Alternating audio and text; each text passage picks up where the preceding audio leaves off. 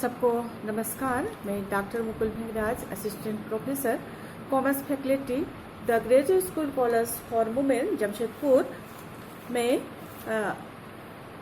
आप PG semester 3 जिसमें subject है बिजनेस एनवायरनमेंट और टॉपिक है आपका टेक्निक्स ऑफ मॉनेटरी पॉलिसी, जिसमें मैंने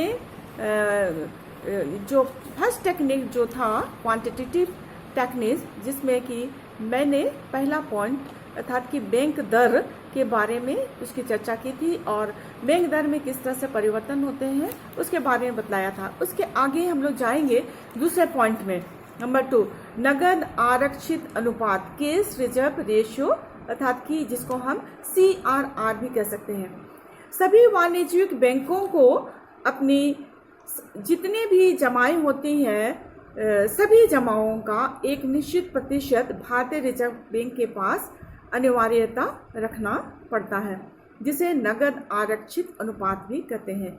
यह विधि साख नियंत्रण की बहुत ही महत्वपूर्ण और बहुत ही ये नया विधि कहना चाहिए, नया विधि है।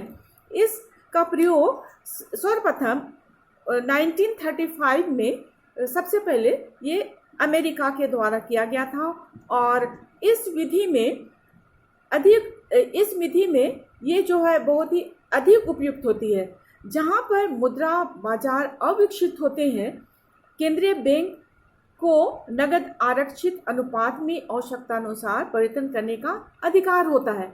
देश में जब साख की मात्रा को कम करना होता है तो भारतीय रिजर्व बैंक नगद आरक्षित अनुपात को बढ़ा देता है। इस अनुपात के बढ़ने से बैंकों को अधिक नगद कोष रिजर्व बैंक के पास रखने पड़ते हैं तथा स्वयं उनके पास नगद की मात्रा कम हो जाती है। इस प्रकार इन बैंकों की साख निर्माण की मात्रा कम हो जाती है, जिससे वे ग्राहकों को महंगा एवं कम साख प्रदान करते हैं। और इसके विपरीत नगद आरक्षित अनुपात में कमी होने से बैंकों को नगद कोष कम रखना पड़ता है, जिससे साख निर्माण की मात्रा में वृद्धि होती है, भारत वृद्धि होती है। तीसरा है आपका खुले बाजार की क्रियाएं, ओपन ऑपरेशन। जब केंद्रीय बैंक यह समझता है कि व्यावसायिक बैंकों के पास नगद कोष अधिक है तथा उनका प्रयोग साख निर्माण के लिए क्रय किया जा रहा है, जिस कारण से महंगाई बढ़ रही है, तो साख निर्माण की मात्रा को कम करने के लिए केंद्रीय बैंक सरकारी प्रतिभूतियों का विक्रय करना शुरू कर देती है,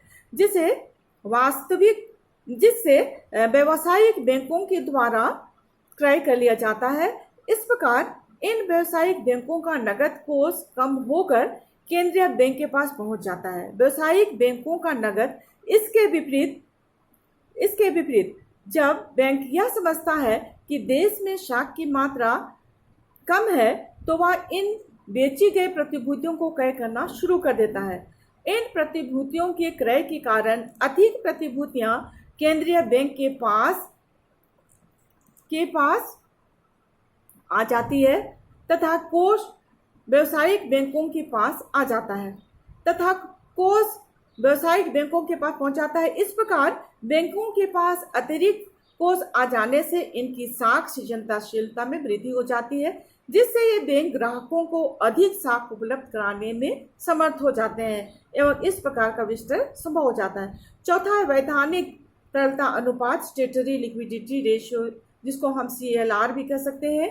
केंद्रीय बैंक के निर्देश के अनुसार प्रत्येक व्यापारिक बैंकों को अपने कुल दायित्वों का एक निश्चित भाग अर्थात कि नगद एवं प्रतिभूतियों के रूप में अपने पास रखना होता है। इसका प्रभाव ये होता है कि उस सीमा तक व्यापारिक बैंकों की साख सृजन शक्ति कम हो जाती है। साख की मात्रा कम करने के लिए केंद्रीय बैंक इस अनुपात को बढ़ा देता है तथा साख की मात्रा में वृद्धि करने के लिए इस अनुपात को कम कर देता है। पांचवा है आपका पुनर्खरीद विकल्प दर या रेपो रेट, अर्थात कि परचेसिंग ऑप्शन रेट और रेपो रेट जिसको कहते हैं, यह अल्पकालीन तरलता उपलब्ध कराने की एक महत्वपूर्ण व्यवस्था है। इसके अंतर्गत केवल 1 वर्ष तक के लिए ऋण प्राप्त किया जा सकता है। जब वाणिज्यिक बैंक अपने प्रतिभूतियां भारतीय रिजर्व बैंक को इस शर्त पर विक्रय करते हैं कि रिजर्व बैंक इन प्रतिभूतियों को अल्पकाल में पुनः खरीद लेगा, तो रिजर्व बैंक को इस देय ब्याज की दर रेपो रेट कहलाती है। दूसरे शब्दों में रेपो रेट वह मौद्रिक दर है जिस पर भारतीय रिजर्व बैंक बैंकिंग क्षेत्र में फंड या तरलता अर्थात की प्रतिभूतियां निकालने के लिए किसी समझौते के अंतर्गत प्रतिभूतियों को बेचता है कि भविष्य में पुनः उसे क्रय कर लेगा। जब भारतीय रिजर्व बैंक की मौद्रिक नीति का उद्देश्य साख का संकुचन करना होता है तो वह रेपो दर को कम कर देता है ताकि रिजर्व बैंक अधिक प्रतिभूतियां बेचकर चलन की मुद्रा की मात्रा को अपने पास खींच सके। इसके विपरीत जब मौद्रिक नीति का उद्देश्य साख का प्रसार करना होता है तो रेपो दर बढ़ा दी जाती है, क्योंकि ऐसी स्थिति में खरीदी गए प्रतिभूतियों पर ब्याज महंगा अर्थात कि अधिक पड़ने लगता है। परिणाम स्वरूप क्रय की गई प्रतिभूतियां रिजर्व बैंक के पास विक्रय के लिए तेजी से आने लगती है। इस विक्रय के पश्चात विक्रय की संपूर्ण राशि देश की चलन की मुद्रा में शामिल होकर मुद्रा प्रसार का काम करती है। छठवां है reverse repo rate. Reverse repo rate यह भारतीय रिजर्व बैंक एवं व्यापारी बैंकों के मध्य संपर्क समझौता है। भारतीय रिजर्व बैंक प्रतिभूतियां बेचकर वाणिज्य बैंकों से संसाधन प्राप्त करता है तथा भविष्य में उन प्रतिभूतियों को पुनः वापस क्रय करने का समझौता भी करता है। इस समझौते के अंतर्गत देश देय अर्थात कि ड्यू ब्याज की दर रिवर्स रेपो दर कहलाती है। रिवर्स रेपो रेट को बढ़ाने से साख का विस्तार होता है, क्योंकि व्यापारिक बैंकों को अधिक ब्याज प्राप्त होता है जिससे प्रतिभूतियों को बेचकर अधिक मुद्रा अर्जित करते हैं और अपनी साख क्षमता में वृद्धि करते हैं। इसके विपरीत रिवर्स रेपो दर घटाने से या घटने से साख संकुचन की स्थिति उत्पन्न हो जाती है। सातवां है नगद तरलता अनुपात, कैश लिक्विडिटी रेशियो। समस्त वाणिज्यिक बैंकों को अपनी सभी जमा का अर्थात कि समग्र जमा का एक निश्चित प्रतिशत नगद के रूप में भारतीय रिजर्व के पास में अनिवार्य रूप से रखना पड़ता है। अतः कुल जमा पर रिजर्व बैंक द्वारा निर्धारित तरलता का प्रतिशत ही नगद तरलता अनुपात कहलाता है। रिजर्व बैंक की मौद्रिक नीति के आधार पर इस अनुपात का निर्धारण किया जाता है कि यदि देश